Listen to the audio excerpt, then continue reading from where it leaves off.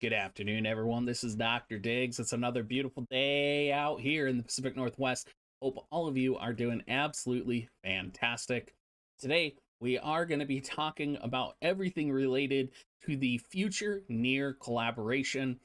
I hope you guys are ready. We're going to be talking about units, we're going to be talking about equipment. It's just going to be a blast, y'all. Try not to stare too long at 2B's ass, okay?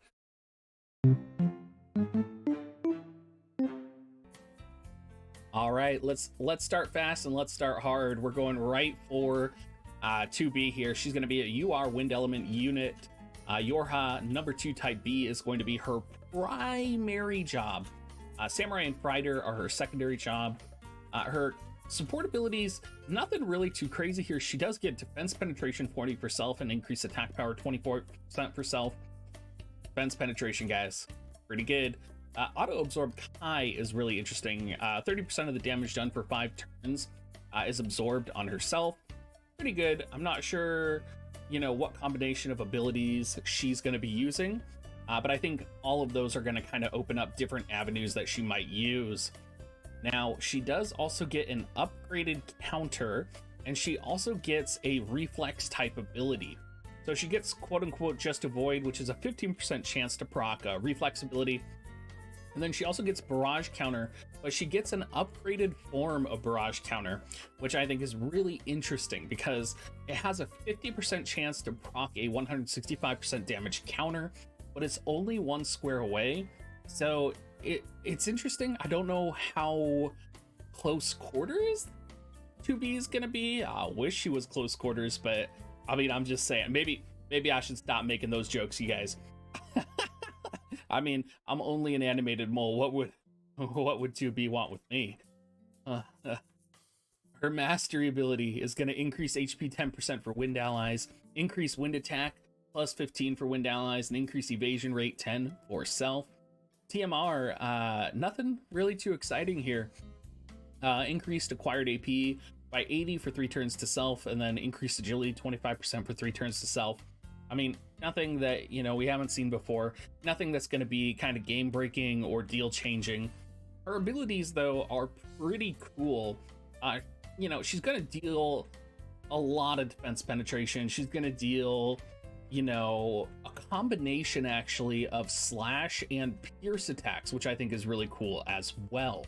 So she has, shockwave, which decreases healing power. Resist field, which nullifies immobilize, disable, and berserk for allies. This is really important, right? Because remember, the new mod that just came out does have the ability to berserk his enemies. Resist field also gives slash and strike resistance, which is pretty cool as well. Swirl raid, 25% chance to inflict confusion for 3 turns to target. Armor deployment reduces the physical damage taken 30% for 3 turns. And then her first pierce attack is going to be decreased slash attack and strike attack by 25 for 3 turns to target. That's pretty good. We also have the upgraded version of that, which will decrease it by 40%, which is awesome. And then we also have her final ability, Shockwave Kai, which is a 25% chance to inflict slow for 3 turns on the target, and it is pretty far as well. Pretty interesting unit, definitely built around survival, I would say, while also dealing damage and really, lowering the enemy's ability to heal themselves. I could see 2B being really good in a situation where the fight is going to be drawn out. Now, her limit break, Annihilation Dance, does give her slash resistance penetration for 30 for 3 turns to herself, and it has really long range. I have a feeling we're going to be seeing this move used. Look at the range on that. It's only 43 AP to use.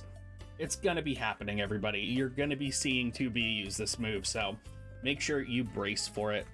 For resistances, she has 10% to slash. She's weak 15% to piercing.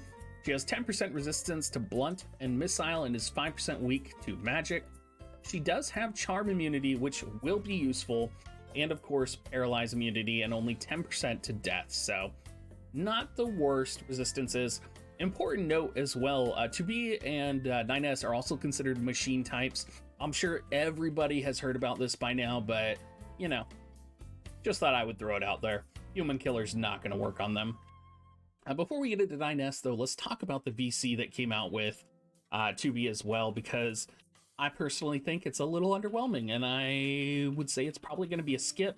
I'm hoping we get maybe like some global exclusive buffs to this card, because I just don't see it, you know, being too good. Honestly, it gives 150 attack, 4 spirit. For wind units only, it gives 30% attack up on the individual unit. The party-wide effect is luck plus 35% and spirit plus 8. It is one of the only ways we have to increase spirit for the party. Yeah, I don't know. I just don't see it happening. For wind allies at max, it also gives critical damage 25 for wind allies. I mean, you would have to be running like a critical hit build or something like that, which just seems like it's not going to happen. Another side note here as well is that the Tetra Sylphid 3-star Summon Esper does come out as well when 2B comes out, so we are likely going to see Tetra Sylphid used on 2B. It is going to give wind attribute ability attack up, accuracy up, and evasion up. So overall, I could see this being pretty powerful with her, but the VC I'm not 100% sold on. Yeah, I'm gonna just say, you know, it might be, maybe it's a skip, unless you're trying to build, I don't know, like an Evasion 2B or something like that. We'll have to see. In terms of 9S, very interesting kit, I would say. 9S is a primary polearm user. He does have Nightblade and Viking as his sub-job options. He gets hacking enhancement, which is going to upgrade his skill for hacking. So that would be, I'm sure we'll get to his skills in just a moment.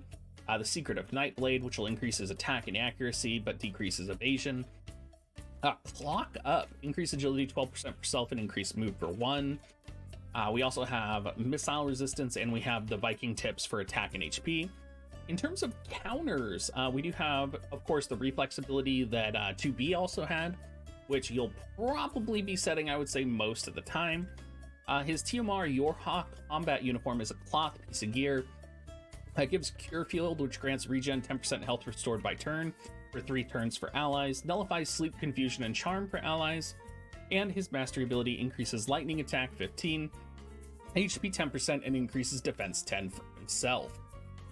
Now, when we're looking at his abilities, Straight Shot is going to be a pierce attack, pretty high range. Shield deployment, defense 15, spirit 15 for 3 turns to allies.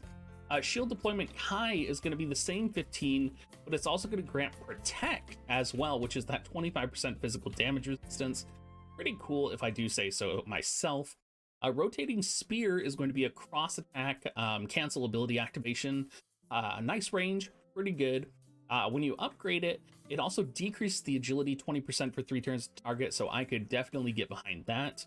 Assault Field is going to increase his attack 40% and accuracy 40 for himself and the allies around him. Hacking, the upgraded version, is going to give decreased attack and magic 43% for 3 turns to the target, with a 25% chance to inflict stun for 1 turn to the target. The range on this is really high, guys. So I just see this being a pain in the ass, right? Straight line shooting is going to decrease pierce resistance. It's basically Kane's attack. I mean, that's what it is. For his sub job, he also has access to double spear thrust, which does mean he's gonna be able to chain, guys. So I'm sure when there's gonna be some type of water element raid coming, one day you're gonna want this. Target scan is also gonna decrease defense 25 for 3 turns to target, and decrease agility 25% for 3 turns to target, so I could get behind that as well. And his limit break, believe it or not, is going to increase defense penetration by 40 for 3 turns to self and deal 200% damage. So some pretty good stuff going on here. He does have 10% slash resistance, 20% pierce resistance, 5% missile resistance, and he's only 10% weak to magic. So he has some awesome resistances across the board. He is resistant to slow and disable, which will be great, particularly in global with the prevalence of Dwayne. I'm sure he'll still be around then. And then, of course, we have 10% confusion resistance. Overall, I would say I actually like 9S's kit better than 2B. However, I have heard that 2B is quite prevalent in the JP meta. So, I don't know. Maybe I shouldn't say meta because people get upset that I use that word. So, I don't know. Don't look at me. Don't look at me, guys. Let's talk about the equipment. The Black Spear is going to have an assault, aim, and critical. That's going to increase lightning attack 30 for self and increase pierce attack 15. It's going to be really good for 9S, but it's also going to be best in slot for Elim. Very similar to the lightning sword for Orlando and Ravi's. So make sure you get this. I would get 2 copies because you're probably going to be running Elim and 9S at some point together, since Elim also has a mastery ability that does increase lightning attack for party members as well, and HP. So I could imagine maybe if you're in tower doing a water floor or something like that, you are going to run both of these units. In terms of what type of weapon to get, I mean, the assault looks pretty good. The aim, I mean, oh gosh, I don't know. I could go for the aim. I could go for any of those. I think you, I mean, yeah, you can go for any of them. That lightning attack is so good on there. It's like whatever. All those are good. The White Contract is a little bit of a weird weapon, and I'm not sure how I feel about it. It increases slash attack 10 for self and pierce attack 10 for self. Gonna be really good for 2B. Also, potentially really good for Rob, but nobody uses Rob, so sorry, Rob. You know, in terms of the forms that you can get on this as well, tough call. I think probably Assault is going to be best, but I mean, 2B does have critical hit on her stats, so maybe crit, but then a lot of the gear has critical hit rate avoidance, and luck also factors into critical hit rate avoidance. So it's like, is the critical hit even really going to do anything for 2B? I don't know. Yeah, it's a tough call. But yeah, that's pretty much it. It should all be easily farmable, guys. I'm not 100% sure. I haven't looked at the actual events. I just kind of pulled the information for the gear. The one thing that we are going to be getting, though, that should be a pretty easy farm is going to be the pod. And it is going to give attack resistance 8 for self. Everybody should get one of these. I mean, this is just good. This is just great. I mean, we've never had an accessory that's able to have something like this on the passive effects. You're going to use this. Defense 10, beautiful. Agility 6, beautiful. If I could ask this pod on a date, I would, but I don't think he dates moles. Unfortunate. It also has accuracy on it. Yeah, it's fucking good. All right, you guys. As always, if you are planning on buying Amazon coins, please use my affiliate link, big.gs/coins. Much appreciated. And as always, everyone, have a great rest of your day. Toodles. Bye-bye. I'm going to start the end screen now. Are you still looking at me?